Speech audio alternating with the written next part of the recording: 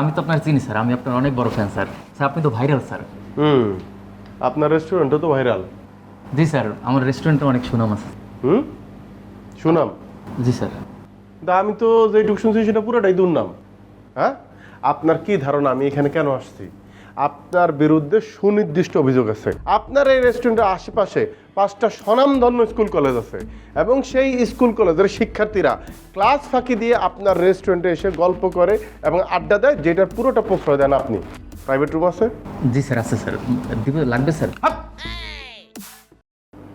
শুধু এটা না, আপনার যে চিকেন, আপনার ওই চিকেন তো চিকেন স্যার?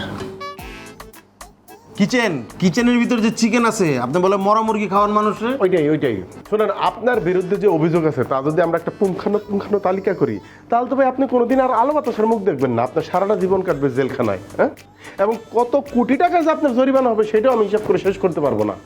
তারপরেও মানবিক দিক বিবেচনায় হয়তো আমরা এটা একটা ছোট করে একটা ব্যবস্থা করে দিব।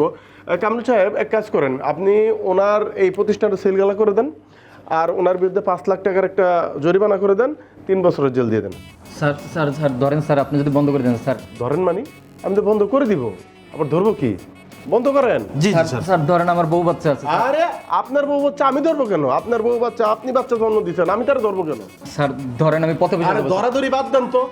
আপনি যে এই যে ছাত্রছাত্রীরা এখানে ধরে রাখছেন এবং তার বাপ মা যে রাস্তায় বসে যাইতেছে সেটার কি আপনি খেয়াল করছেন? হ্যাঁ স্যার স্যার ধরেন আমি যদি আমার ভাই হইতাম আর ধরেন আপনি আমার ভাই না, আপনি যদি আমার বাপও হইতেন তারপরে তো আমি আপনাকে ছাড় দিতাম না। কারণ আমার বাপ অন্যায় করবে এবং আমি সেটা মাথা পেতে নেবো, এটা তো হইতেই পারে না। আমার ন্যায় নীতি, আমি যে পড়ালেখা করেছি, আমার যে শিক্ষা, আমার যে চাকরি বিধিমালা, সব কিছু বলে যে আমি ক্রেতাদের পক্ষে, ভোক্তাদের পক্ষে থাকবো।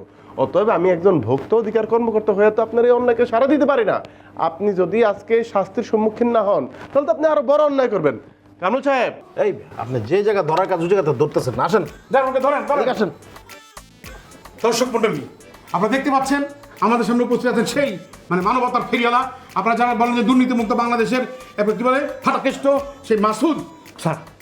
আপনি বলুন স্যার, এই যে আপনি দুর্নীতির বিরুদ্ধে যে জিরো টলারেন্স করেছেন, বাংলাদেশের যে সমস্ত খারাপ মাসুদদেরকে আপনি ভালো করতে যাচ্ছেন স্যার, এই বিষয়ে যদি আপনি কিছু বলতেন স্যার।